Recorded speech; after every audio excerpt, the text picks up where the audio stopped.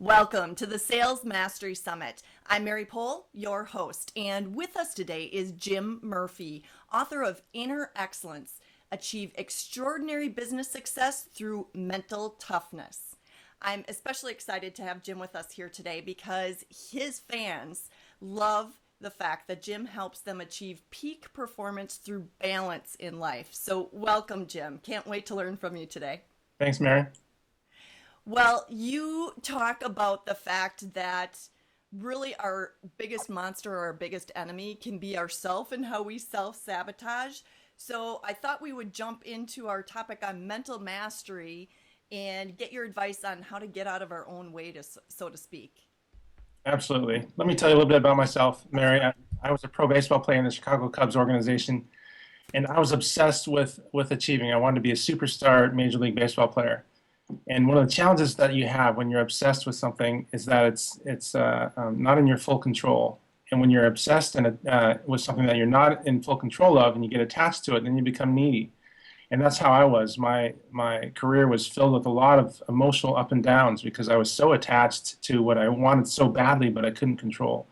And this was something I found when I coached pro baseball and coaching the Olympics is common, not just with athletes, but with salespeople especially, but with all kinds of executives and all of us. We all have these goals. We set these goals and we want so much, and we can't fully control it. So it brings tension and nervousness. Okay, that makes perfect sense. So really the biggest part of self-sabotage is attaching to the outcome. Is that fair? I'll give you a little example of how it works. Say you have, I call it the power of desire. Okay. The desire is so powerful and important. That's how we got to the moon, and that's how we do amazing things is through this desire. But one of the challenges of desire is that we become attached to what we can't control. Mm-hmm. And so say you have desire in the middle here. And so say in the middle is this desire, this goal that you want to have. You want to make a sale, for example, and it's the biggest client, the biggest sale you would ever have. So on the left side of that desire is you become hopeful. You're like, I really hope that I get this sale. I don't know if I'm going to get it, but I really hope I do. And when you're hopeful and you don't know you're going to get it, then you're just on the edge of becoming needy. I really need this sale. And so when you're needy, then now we got some issues. Because when you're needy, then you become tense, and then you become doubtful, and then you become anxious, and then it leads to fear. Okay. And when you're fearful and you're trying to make a sale, it doesn't work so well. Same thing with athletes, and same thing with any performance. That's one way you can go from that desire that is powerful and important. Is you go the wrong way, you're going to go towards neediness, tension, anxiety, and fear. Now, the right side of desire is focused, confident, and determined, and that's the side we want to be on. And the difference between the two, the biggest difference is that the left side of desire, the wrong side of desire, is you're attached to what you want and can't control it. Mm-hmm. The other side, you're unattached. You have this freedom to just be yourself and make the sale.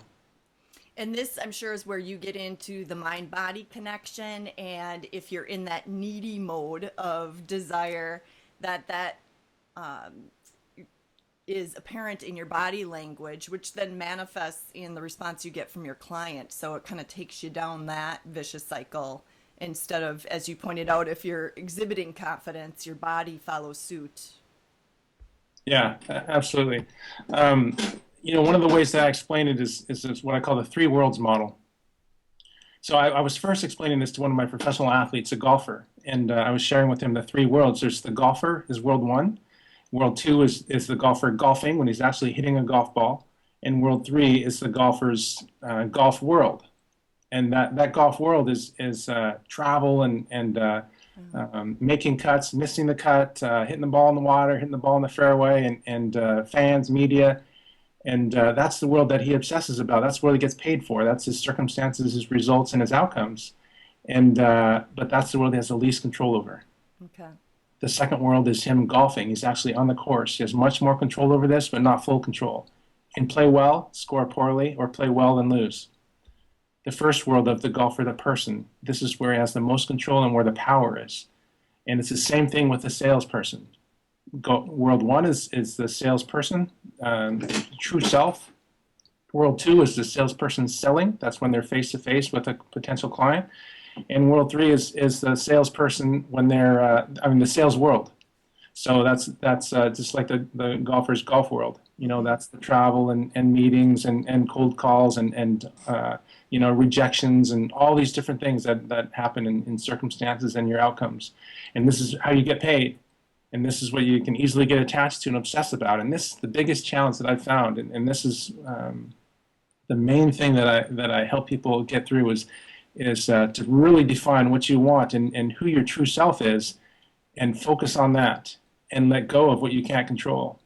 And Mary, one of the challenges is I remember when I was talking to this golfer who's one of the top 20 golfers in the world, and we were talking, and he was telling me about one of his first events that was a big team event, and he was talking to one of the veterans, and he said, Jim, I was telling him that I'm so excited, I want to play, I'm so excited, I want to win, and let's go do this. And the veteran said, well, it's great that you're excited, but I don't want you to get too excited, because when they try too hard and you care too much, then you become tense and you don't perform so well. And this is a challenge that so many people have, is that they get in what I call this never land, or this la la land, where they get into this place of this in between, where they're trying not to care too much, but they really want it. And so they're trying to let go of any attachment, but they don't know how to do that. And they know that if they try too hard, they're going to be tense, but also if they don't care at all, they're going to be lethargic. And so then they run into this problem of not knowing how to control their energy. And this is what I teach people how to do, is how to control their energy. And one of the biggest things is to know what you really want and your true self, and develop that. Okay. So can you give us a couple of techniques so that we can get to that side of desire? Absolutely. I have a model called the SPIDER.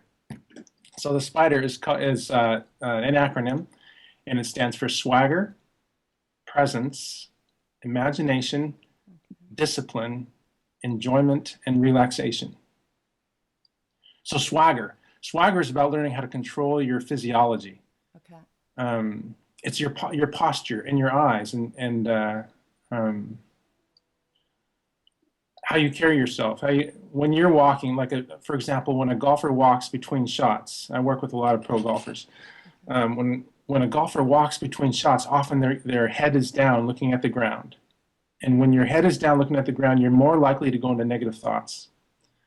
And there's a study that came out, I think her name's Amy Cuddy, but it's on your posture. And the study shows that if you take the posture of what she calls a power position or a power pose, that you'll actually start to feel more powerful. And if you take the posture of a pose a powerful posture is one that's open and standing tall, and a non-powerful one is where you're making yourself small and closed, like arms crossed and looking down or something. Okay. Whereas a typical power open posture would be up in your eyes up above the horizon and your arms in a Y, for example. In fact, this is a kind of a funny thing that I do, is I'm always doing that. Is when I start my day, I look up at the sky and I give thanks to God, and I say, I accept all the abundance that you want to give to me. And I imagine this funnel coming down. My arms are a funnel, and God is pouring this abundance into my life. And that,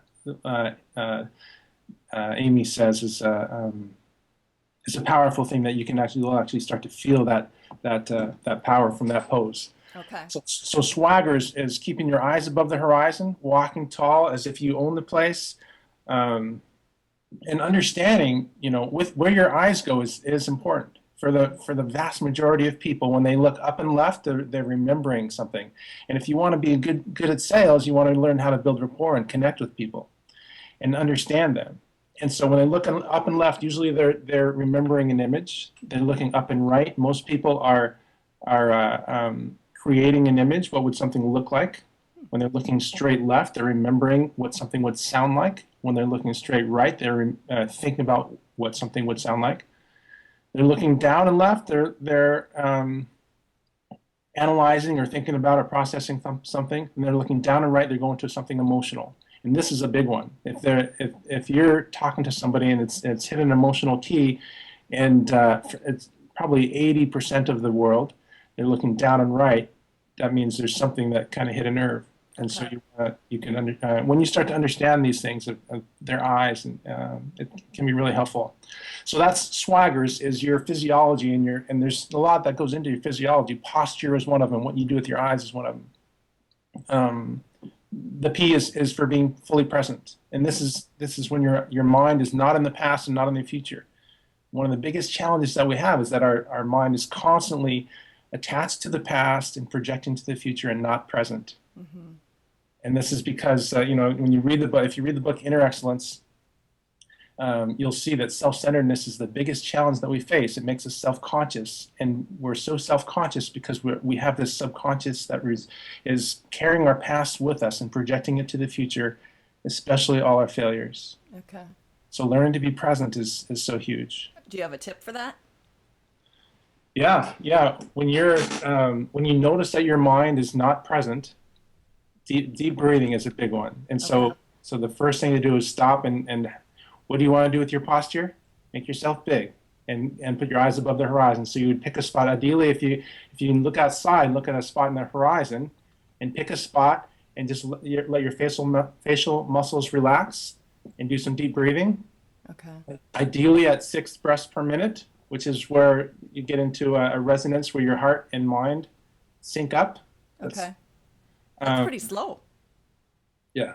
Okay. Yeah. So learning how to do that so you can go into recovery, especially in our day and age, life is so fast paced. So you want to learn how to go into recovery and let go of your attachments and let go of work and let go of everything you're trying to do and let your body go into recovery so you can use your imagination, which is so crucial to do anything extraordinary.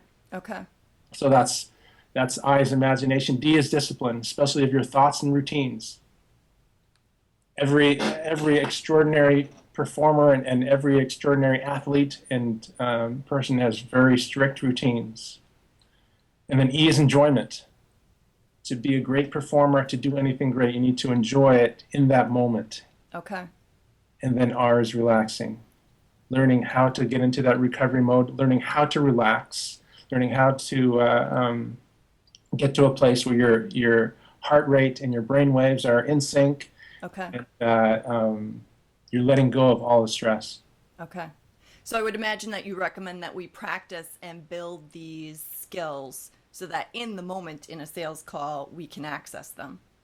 Absolutely. Yeah. For example, say you have a sales call after you watch this or the next day, tomorrow, what you want to do is before the sales call, and then especially the night before, you want to develop routines. And so one routine is to really, what I call a 5-step process. So you really want to let go of what you want and attach to something that's even greater. So I'll share how you do that. So the 5-step process goes like this, Mary. The first one is to relax. And with the relax, we do deep breathing, roughly around 6 breaths per minute. Okay. About in for 4, out for 6. In and out of the nose. And then you want to let go of your desire to make the sale. Okay. Let that. Even it might be hard, but just for this, even if it's just for this practice, this 5-step process, let go of it. Mm-hmm. And accept that everything's going to work out. And then we want to see ourselves as separate from our thoughts so we can choose the thoughts that are empowering us, because we're going to have a lot of negative thoughts, and we want to be able to see ourselves as separate and choose the ones we want. So let go, accept things as they are, and open up to possibilities. Okay. You're doing this at about 6 breaths per minute. And then once you do that, then you're going to state your purpose, your life purpose. And if you don't know your life purpose, then that's something that you want to really start to figure out. Read the book Inner Excellence, go to my website, and you'll be able to get on that track. So say, for example, your life purpose is to make a difference in the lives of everyone that you meet. Well, so you state that, and when you state that, you're going to state this all the time because you're doing this 5-step process before everything that you want to do well, and every day and every meeting. And sometimes the 5-step process will take 20 minutes and sometimes 2 minutes. Mm-hmm. But so you want to get into this is one of your routines and learn to do this before, like I said. And then,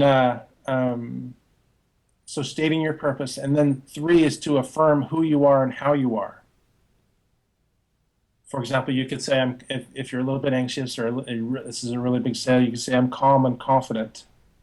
And, or you could say, I inspire people every day. Mm-hmm. You really want to affirm anything that you're not confident in. And I then can see this being an important point too, to make sure that we're really being our authentic self when we're with others and maintaining our integrity in the sales situation. Would absolutely, that fit? yeah, yeah, for sure. That's one big reason why purpose is so big, Mm-hmm. because when you have a purpose, and the purpose, if it's going to be powerful at all, it has to be beyond your own self-interest. And when you have that purpose beyond your self-interest, that's when it becomes powerful. And the most powerful purpose is one that's aligned with unconditional love. It's the most powerful force on earth. It's because there's no fear in love. Mm-hmm. And so when you start to do that, then people can really feel your good energy, and they're going to want to be with you, and they're going to want to talk to you. But in sales, it can easily just come down to a transaction, Mm-hmm.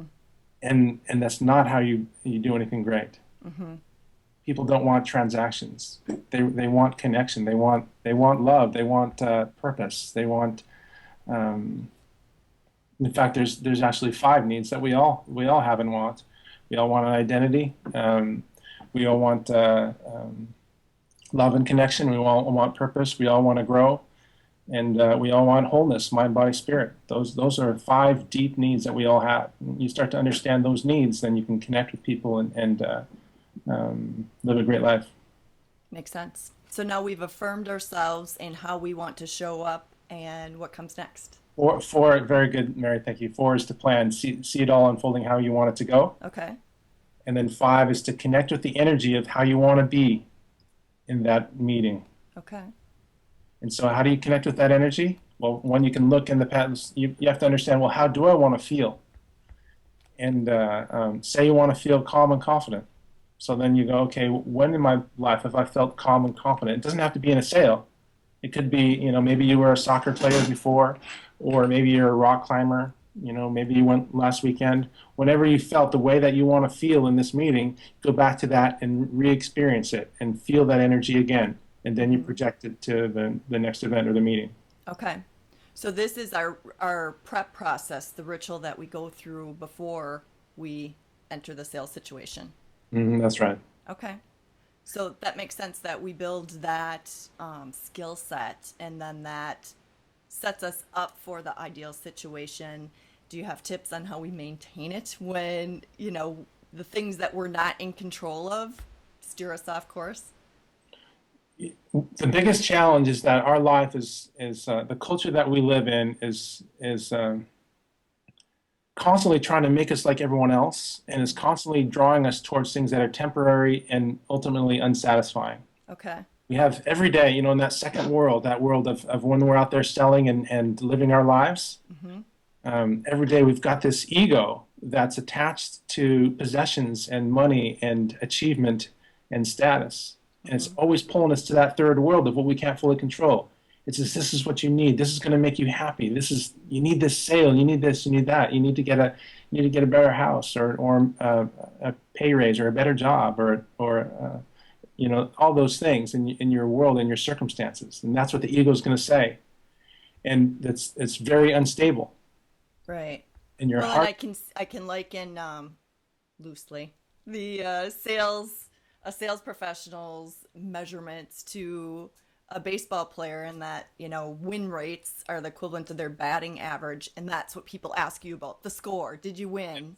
Yes. How's your average? And they're not asking you about how did you feel like it went, or what kind of impression did you leave, or it's just, did you win? Very well said, Mary. Very well said. So we have this ego that's taken us there in our culture. That's all they ask about. And but we have our heart that wants to connect with our true self, that wants love and connection, that wants a purpose beyond ourselves, that wants to grow. And so every day we have this battle.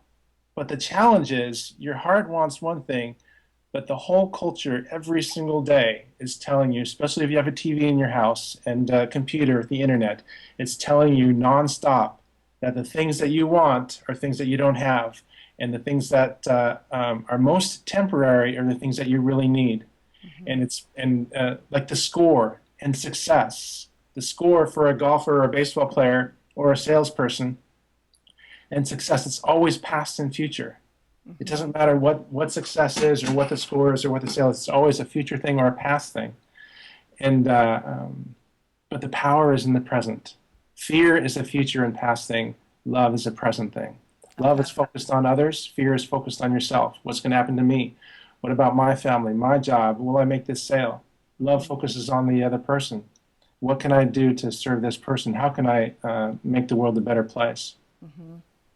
I can see how that keeps you oriented to making sure that you're doing what's best for the customer. So if you are really promoting the sale, it's really in the spirit of this is really, what I know is going to help you. You stay in that mindset or mode of thinking. Yeah, I think to be a good salesman, you really need to understand what the person wants and needs, and that goes right along with unconditional love. Right. If you really want to help the person, that's a lot different than I really want to make this sale. Okay. So when we veer off our course that our ritual brought us into, do we use that same ritual then to get us back in the situation, or what do you recommend, when we inevitably steer off course? I think journaling is a big thing that's very helpful. Okay. And really placing your mind on the truth and reading good books about that, and really understanding, who am I? How do I want to live? How do I want to be? Okay. What is my true self? And constantly seeking wisdom to find that out. Because understanding that the world is going to pull you in a way that's trying to make you like everyone else, and it's very superficial. And it's pulling that way every single day, especially in North America, and especially in the U.S. And if you get sucked into that, like my whole life, I was obsessed about being this superstar Major League Baseball player, Yeah. and then it becomes a game of stress and tension, and Yeah. your whole life is just trying to make that next sale, trying to get that more success, and you're tense and stressed. And when you do make that sale, there's a relief for a little bit, but then it's on to the next one. And it's this constant. And what happens to most people, like Kierkegaard said, they have this sickness that they live until they die, and this despair that they don't want to talk about. Some of them don't even know that it's there. They're just trying to be more successful and get more and achieve more.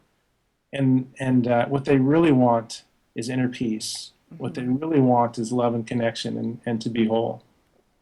Makes perfect sense. Well, and I can see if you're just striving for that obsession, then relatively speaking, you're always a failure until you achieve that. And, as you said, when that's out of your control, you could live your whole life feeling like a failure. And how do you find calm and confidence in any engagement that you have with someone else when that's always where you're coming from? It's like understanding. You look at Hollywood, people that have the most fame and fortune, and how are they doing as far as inner peace and real joy? It's not really the model of when someone says, I want to find someone that really has peace and joy and has incredible relationships, and really has amazing experiences and a meaningful, fulfilling life. The people that have the most fame and fortune is not where we go to look for that. Right, So right. understanding what is it that I really want, and to pursue that and find that truth. Well, it's interesting that in your work with Navy SEALs and your striving to help people find mental toughness, the tough part is really more creating more of a Zen-like state for ourselves. So it's really getting relaxed and calm is the mental toughness. Mental toughness is, yeah, it's an interesting idea, because if you want to be really mentally tough, it's really understanding how to control your state. And you want to control your state, then you really got to be your true self. And that's not an easy thing. It sounds so peaceful, but it's not easy to get there. Absolutely, yeah, because the world is pulling you into this superficial direction every day. Including our managers, our bosses that are saying, how are you achieving quota today? Yeah, and it's important, I think, to understand is that the world and everyone in it, they're just doing their best. And so we don't want to blame them or resist them. Understand that my boss and these people that may be rude or insensitive or bumping, trying to get their piece of the pie, they're just doing their best. And I don't want to resist them or judge them. Because when I judge someone, I'm really judging myself, and I'm making myself more vulnerable to feeling judged and self-conscious. Hmm. Self-consciousness is one of the biggest challenges that we face. So what's interesting is you work with a lot of world-class high achievers, and so it's not as if they're not striving for excellence, in every performance. It's just that a major part of that striving for performance is their mental discipline and the rituals that you're talking about, as well as for athletes, their physical skill building, for business people, their business processes and skill building in that area. So they're doing both, but you're making sure that they've got the emphasis on the mental discipline as well. Absolutely. The book Inner Excellence, I spent 5 years working on that full time, 10,000 hours. It was another obsession that I had. I wanted to write the best book ever written on performance, and I found out that there's so much more to it than I first realized. Mm. Um, but the big question is if I want to win a gold medal, or I want to become CEO or the best salesman in history or saleswoman, what's it going to take? What does that process look like? Hmm. And starting to pursue that process. And that process, when you're making that great sale and you're performing well under pressure, that's when you have this inner peace, this focus. You're fully engaged, unattached. Hmm. So learning how to do that, how to get to be fully engaged, unattached. If you want to win that gold medal or achieve anything extraordinary, that's what you want to pursue. How do Hmm. I do that? I can see it really showing up even more for sales professionals because of the human dynamic that's happening. So if they don't get that themselves in that position, they might not just screw up the golf shot, but the person that they're trying to influence or have an impact with is picking up on what's going on. So they're influencing somebody else, that uncontrollable dynamic of the other human. So, you really do have to be the master of yourself in that situation to have any hope at the outcome that you're after. And your summit's called Sales Mastery Summit. Hmm. And when I think of self mastery, I think of three things: self awareness, self education, and self discipline. Okay. And but the interesting thing is that when you read chapter 2 of Inner Excellence, you're going to find out, like I said earlier, that inner excellence is really about being fully engaged and unattached. And the biggest challenge to that is self centeredness. Okay. And I'm not talking about the moral part of it. What I'm talking about when I say self centeredness is this preoccupation with ourselves. Hmm. And it's important and necessary, but brings a lot of challenges because our subconscious knows all of our failures and all of our weaknesses. And it's Yeah. going to remind us every time we go to make a sale, it's going to remind us, remember that last time you screwed up, you really want this person to like you, but remember how that other person didn't like you, or that other person Hmm. thought you weren't very good, or whatever. Right. And so when you start to think about yourself all the time, now you've got this self-consciousness. And Hmm. when you're self-conscious, you start to compare yourself with others, and that brings anxiety and tension and fear. Hmm. And so the key is to really understand, if self-centeredness and preoccupation with myself is the biggest challenge, what is the solution? And you'll find in the book, leading with your heart, expanding your vision, and being fully present. Those are the three principles of inner excellence. Okay. So of course our viewers can find information on the book if you go to Amazon or Barnes and Noble. Jim, where else can they go if they want more help to go deeper in their own inner excellence? Well, just go to my website, innerexcellence.com, Okay. and then you'll be able to contact me if you want, and there's a lot of resources there. Okay. So I imagine you've worked with a lot of high performers that end up struggling in the area of inner excellence. Do you have a favorite story of somebody that you worked with that really helped turn around what they were doing inside to help them really achieve what they were after? Yeah, when people come to me, it's usually because their performance isn't where they want to be. Okay. And there's a golfer that came to me, and we started to work together. And after a few months, he was playing in a world championship, and he was playing a one-on-one match with at that time was probably the best golfer in the world, or the one of the most famous, and um, it was a big challenge to play a one-on-one match with this guy. And the big thing, and we only had maybe 30, 40 minutes to prepare for this event, for this tournament. And the big thing was I went over with him, clearly understand this is not about him, and this is not a challenge against him. This is a challenge within yourself, within your mind. Challenge is, can you stay present, and can you stay with your routines and be yourself? And when your mind is going to constantly want to take you to the past and future, and now is your challenge to be able to, every time it starts to pull you into the future, you're going to bring it back to this moment and enjoy this moment. And you got him there? Yeah, and he won. He won. Okay. Yeah. Well, back to our earlier conversation, I was just thinking, what do you hear the constant talk during the golf match is someone's score relative to the other players. So they really have to detach from that. I would hope not even listen to the announcers because that just puts the pressure on to compare yourself for every shot. Yeah, absolutely.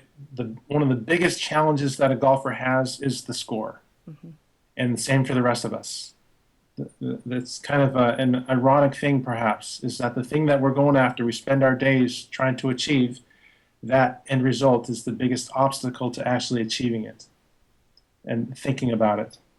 Because the key is to focus on the process of achieving it and let go of the outcome.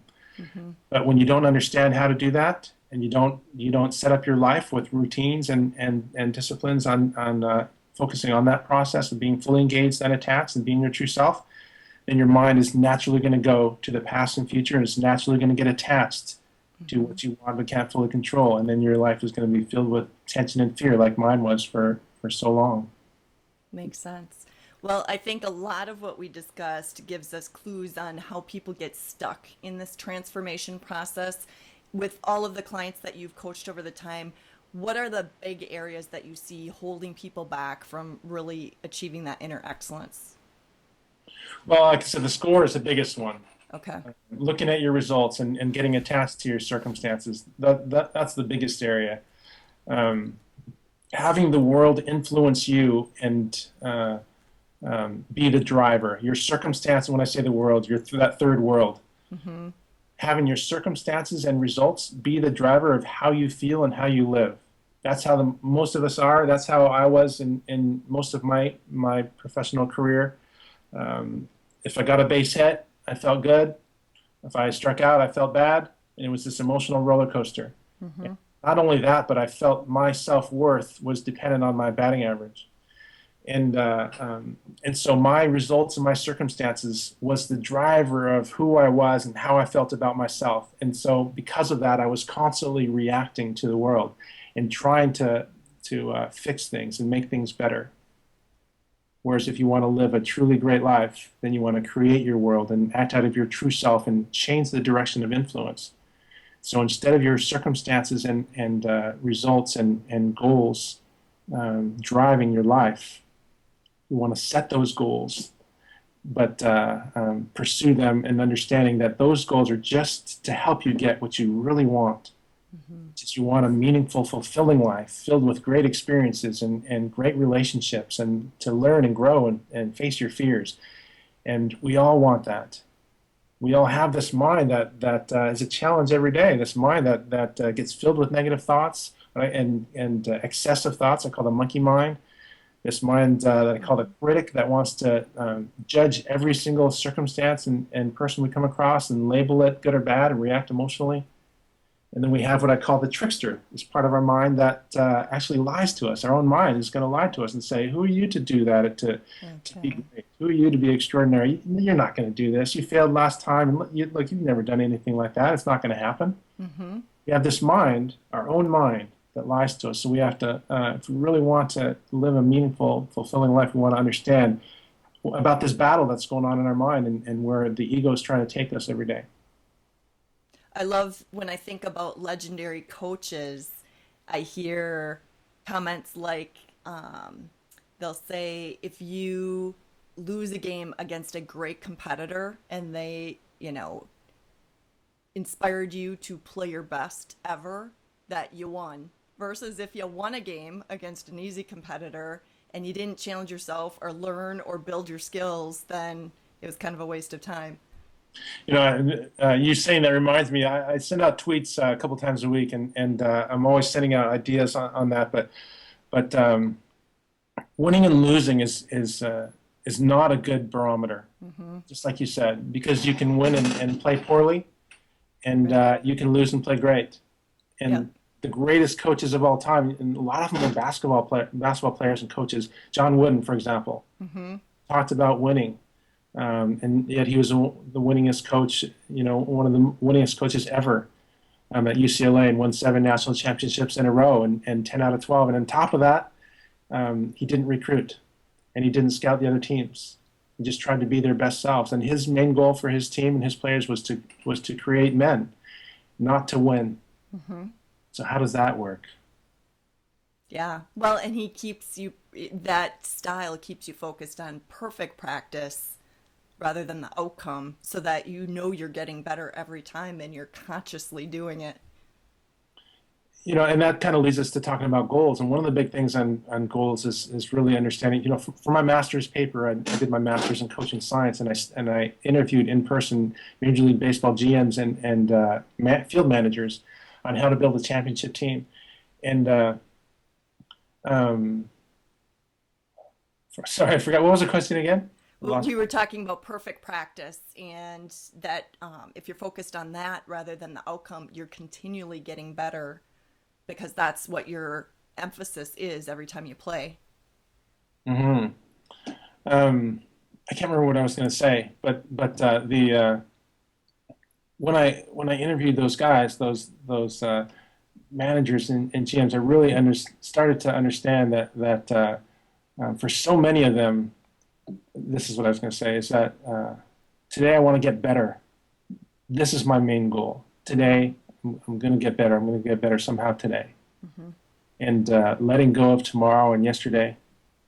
And really, because when you understand the whole world is always talking about winning and losing and outcomes, and that's all the press and everyone talks about, then you and your team have to really daily remind yourself about your focus and being present, letting go of the outcomes, and really developing a process that allows you to be your true self and to really connect with people. And that really emphasizes the importance of the ritual, the 5-step ritual that you just gave us, so that we stay centered on that and not what the world is throwing at us. Absolutely. Excellent. Well, what a great final thought to leave us with, especially since you researched it so well during your studies. Thanks so much, Jim, for helping us all figure out how we're going to get to our own inner excellence and establish that mental toughness that we need to succeed, to Thank you, truly Mary. succeed. Absolutely. Take care. Thanks. And thank you to our viewers for tuning in and investing in your own success. The Sales Mastery Summit is here to help you never stop learning from the best. Take care.